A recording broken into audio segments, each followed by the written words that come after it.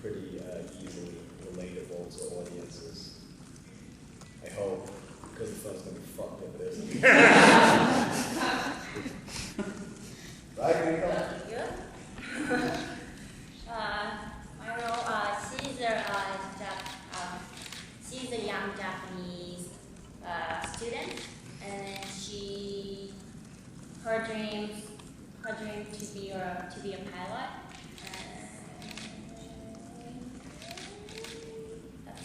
That's it. For now. No, we can say more, but I think that what was great is the character of Rinko is same as Charlie, had a big fall. They both lost a lot in the past, and when they meet, one of the ideas in the script is that people that are really, really hurt can become one. You know, and that both in the robot metaphorically or in life. And they meet with their two empty pieces and connect almost like a puzzle. Be a good one. Last bit. I was curious to see, I've heard this kind of compared to sort of a Godzilla film in some ways, and I wondered what inspired this film, because it's been so just all of a sudden, here it is, and it's been kept so secret, so good on you for that. But could you describe what inspired this? Yeah, obviously, no, I wouldn't compare it to a Godzilla film. I think that what it is, there are two subgenres that are very, very popular and very powerful in Japan. One is the kaiju film, and the other one is the giant robot subgenre. And both, they have, occasionally they mix together, mostly on TV series, you know, but on film, what I thought is, these are things that were part of my nutritional makeup growing up. Like I literally was raised watching this movie. And one of the points I wanted to make on the movie, and I made it clear to my designers, to everybody, every head of department, is we should not reference all the movies.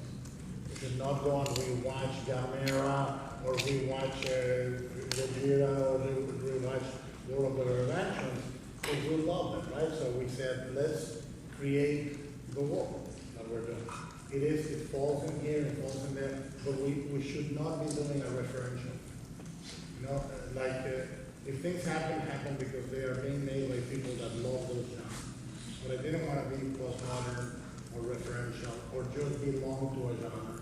I really wanted to create something new, something very, very madly in love with those things. So, like the footage you see, I tried to bring sort of epic beauty to it, and drama, and sort of operatic grandeur, but it happens in many of the battles. You're gonna see, and many of the quirks are gonna be executed in a different way than you normally would. I cannot say more because I would be spoiling stuff. It's a year away, but there are things in the movie that are the proudest stuff I've ever made. And if part of that is because of the way it was designed, thought of, and collaborated. And the things are not executed the way you necessarily would think they would be. Like you think of an action film, and I always imagine a huge Mission Impossible movie with Tom Cruise, and all of a sudden you see the scene from the point of view of the janitor, you know, sweeping the floors, and then passes, and you know, and that's the kind of stuff I wanted to see. Where can I go?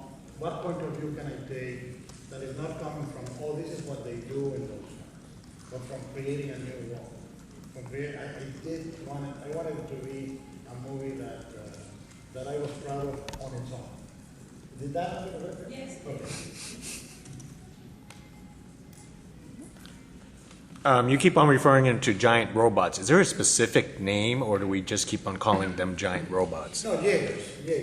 Okay. They're called Jaegers, and I think that each of them comes from a different country.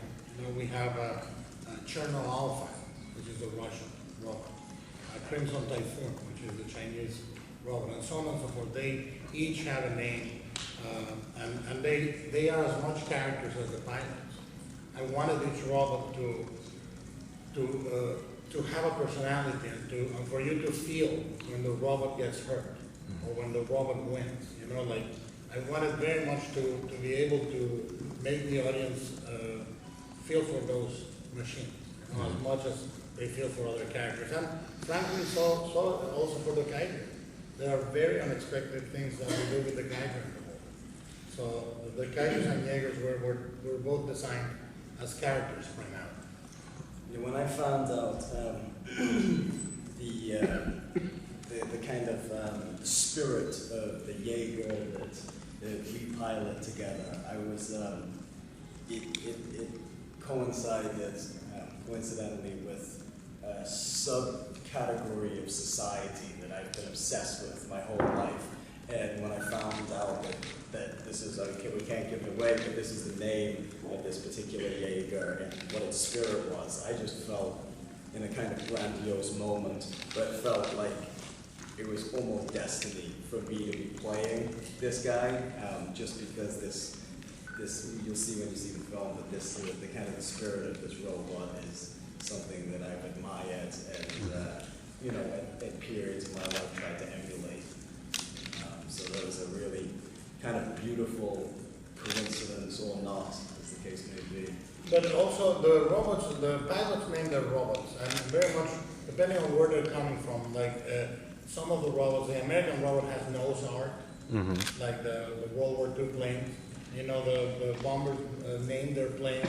There's an affection, and there's a plausibility to the robots. We spend so much time really doing the signage and when you see the robots, you're going to see them move and you're going to see the mass, but between the mass and the joints, you're going to see so many little parts doing the real job. And we designed them as practical machines. We didn't design them as something that we just could bullshit move. We really went in and said, this is where they refuel them, this is where they put the new cells, this is where they do this, and you can see all the port markings as if it was on a helicopter. We took a lot of reference from giant machines. We went and took a file of photographs from the most massive airplanes, ships, some airplanes that are so massive that they never took off. You know, and we took all those cues from real machines, and part of it was giving them names, like pilots give to their machines. You had mentioned the movie's still a year away, which is a long time to keep all these secrets. And I'm curious, who in the cast is most nervous about possibly slipping between now and then? I think I second that. If you buy a beer to Perlman, you'll get all the secrets. It brought it. I'm in room 1520. No, I think we're not nervous about that. I really just think that it's important for a world that we try to make fresh, to stay fresh for a long time and not kill it with love, you know. So we were contrary to everything I've ever done. I was not talking about this movie. I'm the guy that I would be more nervous about in any project to spill anything. But I think it's important that the world, we can graduate the introduction to this world slowly, but in a way that a year from now makes the experience more enjoyable. Yeah, I haven't seen the movie, and I'm just listening like a fanboy to both the panel and now to this. But it sounds like they're really, you can't really give away the movie because we already know that it's monsters and robots. The magic is in the nuances and the Del Toro sensibility of, you know, taking the best of mankind and these monsters and trying to figure out which one is which. Because very often in his movies, as I've come to find out, you know, what is most monstrous is embodied in mankind, and what is most beautiful is in these things that are, you know, designated as unacceptable. You know, Pan's Labyrinth is the perfect example of this upside down designation. So I think we could talk about Pan's Labyrinth till the cows come home, but you're never going to be able to describe the experience of seeing it because it has so much to do with his personal vision and point of view about the universe. And You still keep quiet. but I'm still in room 15. Right here?